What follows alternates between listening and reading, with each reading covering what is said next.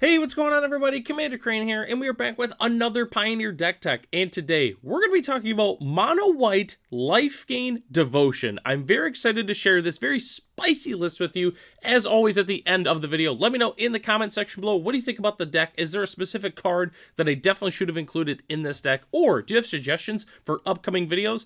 Just let me know in the comment section. So, okay, Mono White Lifegain Devotion. Where is this monstrosity coming from? So, like, you know, right when Pioneer first started, there was a Mono White Lifegain Devotion-esque deck, but it really was just like a Walking Ballista, Heliod, Infinite combo deck, and then just like 52 other cards. But this deck's a little bit different. So, as for those who know what the card is on the thumbnail, I wanted to build a deck at least that included this card that made sense. And essentially, that card is Felidar Sovereign. I've always really liked this card. I've won the game off of it multiple times, and not just in Commander. I've won with 60 card too, I'd like to point that out. So Felidar Sovereign, 4/6 for 6, Vigilance and Lifelink.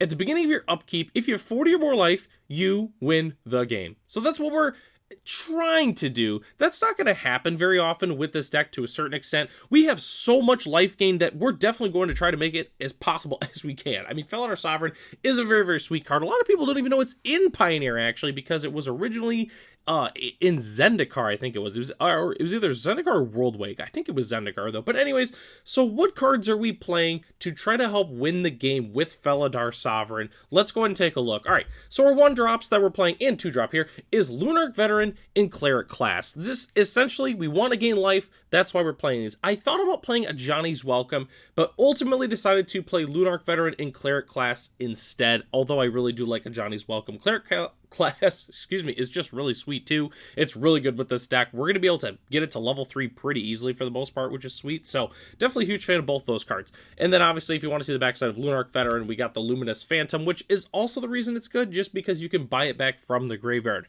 We're also playing 2 copies of Nyx Fleece Ram, 5 for 2. At the beginning of your upkeep, you gain 1 life, which is really good with a lot of the cards that are on the next slide here. And we gain 2 life with Cleric class, which is pretty sweet on that. So, but the other cards that we're playing, 4 Johnny's Pridemate, 4 Voice of the Blast. Obviously, we're playing like the Soul Sister Payoff package here. Both are very, very good. Obviously, Voice of the Blast is better just because you get the additional abilities, but on top of that, also adds 2 Devotion instead of 1 from a Johnny's Pridemate, but we still want to be playing all 4 copies of both of them. We're also playing 3 copies of Daxos Blessed by the Sun, also another Soul Sister. Devotion to white adds 2 white. It's very, very flavorful. The Devotion on this card is going to be absolutely insane. I mean, it's probably going to be like a 210 most of the time, so definitely a huge fan of Daxos Blessed by the Sun. All right, next slide here is really just the other cards. That's no really way of other describing it. We do have another slide here that plays some non-creature spells, but these are just the other creatures.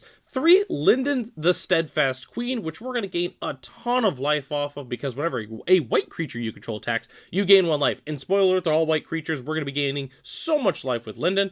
We're also playing 2 copies of Phyrexian Vindicator. So there is no life gain synergy with this. It's really just because it has 4 white pips, and I've always wanted to feature in a deck here on the channel, but it never really made sense in most of the decks I build. But that's why we're playing 2 copies of Phyrexian Vindicator, and then we're also playing 4 copies of Skyclave Apparition. Fantastic card in this deck, adds 2 white Devotion, but also is just a very, very good removal spell. So definitely a huge fan of all the cards on this slide here. And then the last thing we had to talk about here is we're playing 4 copies of Get Lost, just because it's a really, really good removal spell, and nothing more than that. It's just really, really good. So that's why we're playing it. So that's the entire main board of our Mono White Life Gain Devotion strategy. Let's go and hop into the lands here real quick, which the lands are really, really simple. So we're playing 4 copies of Sunken Citadel and 4 copies of Nykthos, which is pretty self-explanatory. That's kind of what you want to do if you're playing a Devotion shell these days. We're also playing 1 copy of Cave of the Frost Dragon. I really don't like this card, if I'm going to be honest with you, but in the Nykthos deck, it's very, very easy for us to be able to activate this. That's why we're playing the 1 of Cave of the Frost Dragon. And then rounding out our lands, we're playing 1 Castle Ardenvale just because it's free and it's really good. 1 Agandra because, once again, it's free and it's really good. And then we're playing 12 Plains, and that's the entire mana base. It's really, really simple, and is our spicy basic land of the day. So I really do like this art from Battle for Zendikar, but the other reason I'm playing it is because when I first started playing was when Battle for Zendikar had just came out, and I opened so many packs, and I remember getting a ton of these specific planes art.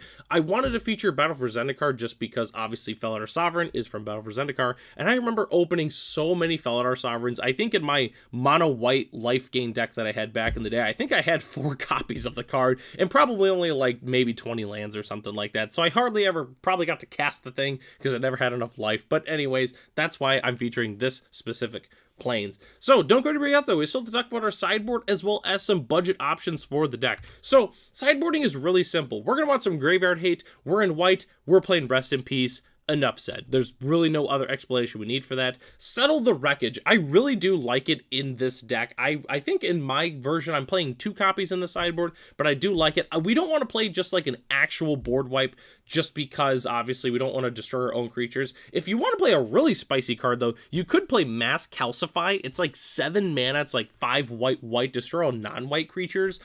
Just because of Nykthos, we can cast it pretty easily, but just keep in mind that obviously 7 mana is a lot, so just keep that in mind. If we don't have the Nykthos, we're not going to be able to cast it.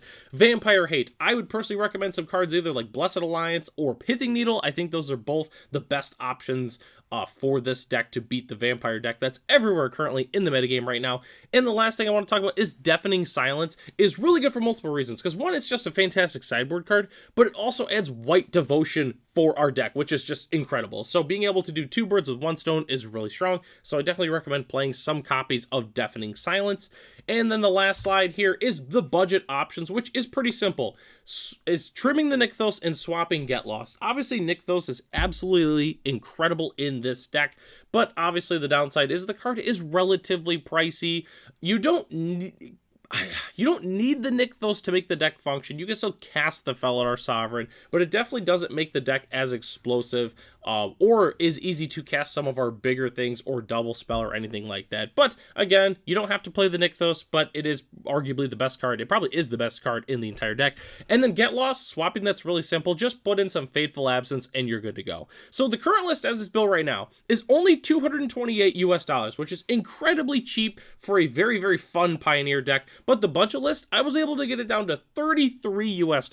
And that's just with like cutting the Nykthos, the Sunken Citadel, the Get Lost, and probably like a random card that I can't think of right now, which is incredibly cheap. So if you're looking for a spicy Lifegain deck, or if you just really like Felidar Sovereign, I highly suggest running this deck. I think it's really sweet, and I know I have pretty much everything for this deck in paper, so I'm probably going to take it for a spin myself. So this takes us to the end of the video. Thanks so much for watching. The deck lists are in the description below if you'd like to check them out for yourself. Huge shout out to our channel members, Ralph, Matt, Arcadius, Ray, Gary, and Sarwanoki. If you are interested in being a channel member, it's only $1 US a month. You get access to the exclusive Discord as well as other features here on the channel. So I'm Commander Crane. Thanks for watching this video, and I hope to catch you in the next one.